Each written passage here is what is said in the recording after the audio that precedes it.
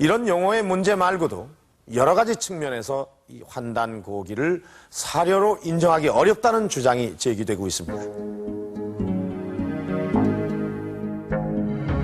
그 근거는 먼저 다른 책을 베낀 흔적이 나타난다는 것이다. 환단고기에 나오는 이 문장은 박은식의 한국 통사에서 나오는 대목과 일치한다. 이것은 환단고기가 4권의 책을 그대로 묶은 것이 아니고 편찬자가 가필했다는 것을 짐작하게 한다.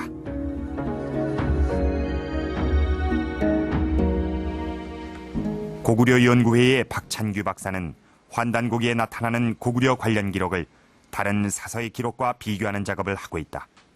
그는 환단고기의 기록 중에 많은 부분이 다른 사서와는 일치하지 않는다고 지적한다.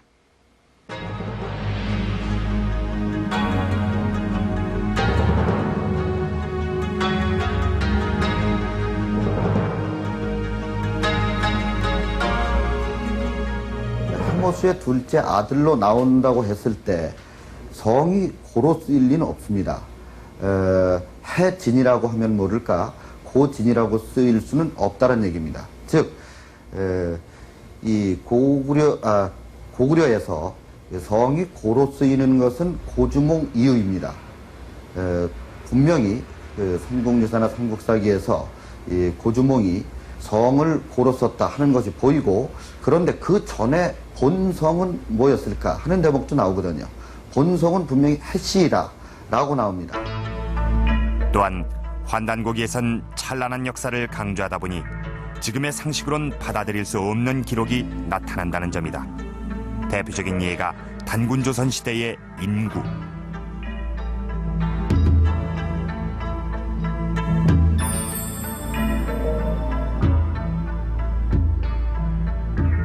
환단고기에 하면은 단군조선 시대 호구가 1억 8천만 구, 그러니까 인구로는 약 9억이 되겠습니다만은 9억이었다는 기록이 있습니다. 그런데 3세기에 편찬된 삼국지 동의전을 보면은 만주에서부터 저 한반도 남쪽에 이르기까지 당시 인구가 140만 명 정도였다는 통계가 있습니다. 그리고 고구려와 백제가 망하던 7세기 말에 두 나라의 인구가 약 725만이었다는 기록이 있습니다. 그리고 조선시대의 각종 인구 통계를 보면은 1000만을 넘지 못하고 있습니다. 물론 이러한 자료들에도 문제가 없는 것은 아닙니다만은 이런 자료들과 비교를 해봤을 때 환단고기에 나오는 단군조선시대 인구가 9억이었다고 하는 것은 아무래도 상식적으로 받아들이기 힘든 면이 아닌가 생각이 됩니다. 환단고기가 사료적인 가치가 없다고 보는 또 하나의 근거는 이 책이 역사책보다는 경전에 가깝다는 것이다. 특히 태백일사의 삼신오제 본기와 소도경전 본운에선 종교적인 경전의 색채가 강한 대목이 많다. 소도경전 본운의 한 대목. 천재님이 가라사대 너희 오가와 중생들아, 저 푸른 것이 하늘이 아니며 저 까마득한 것이 하늘이 아니니라. 하늘은 얼굴도 바탕도 없고 처음도 끝도 없으며 위아래 사방도 없고 겉도 비고 속도 비어 어디나 있지 않은 데가 없으며 무엇 하나 싸지 않은 데가 없느니라.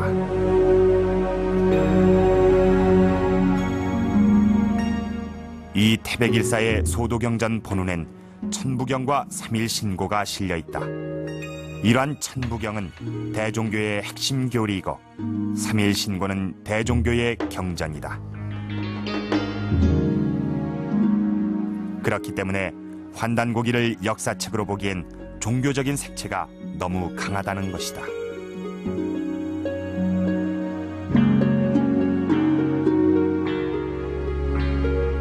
아직까지 환단고기는 내용 하나하나까지 검토한 것은 아니다.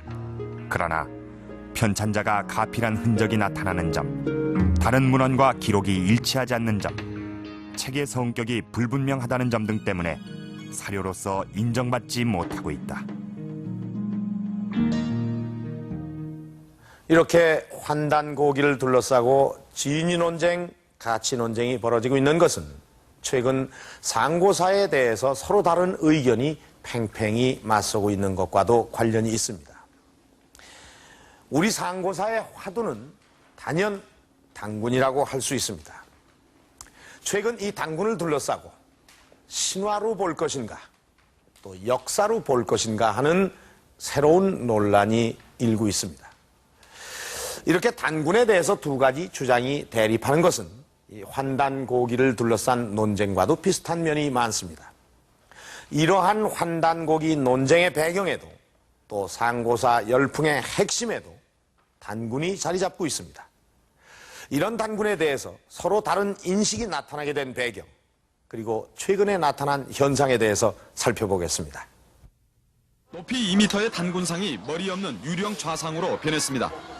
없어진 머리 부분을 보니 누군가 톱질한 흔적이 뚜렷합니다. 올여름 몇몇 초등학교와 중학교에서 교정에 세워진 단군상에 목이 잘리는 충격적인 사건이 발생했다. 표면적으로 이 사건은 종교계 갈등으로 비춰졌다.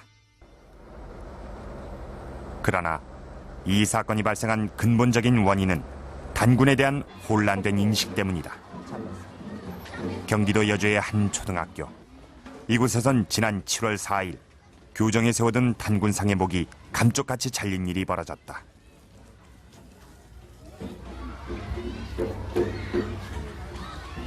애들이 보고 무척 놀랐죠.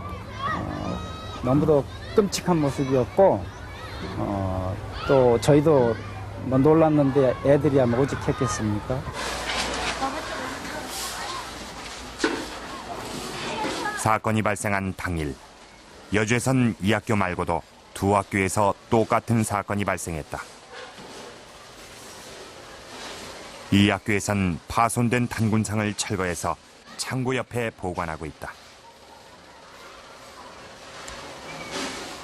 이 단군상을 세운 단체는 한문화운동연합. 이 단체에선 지난 4월부터 민족정신을 회복하고 통일을 기원하는 목표로 전국의 학교에 단군상을 건립하는 운동을 펼쳐왔다. 우리가 한문화운동연합에서 전국에 368군데 단군상을 설립했습니다. 그런데 7월 4일 여주에서 그 세 군데 학교에서 목이 훼손된 사건이 있었고, 그 뒤로 마산, 창원, 삼천포, 그리고 울릉도 등에서 최소한 7건 이상 현재 알고 있는 것만 해도 그런 훼손 사건이 있었습니다.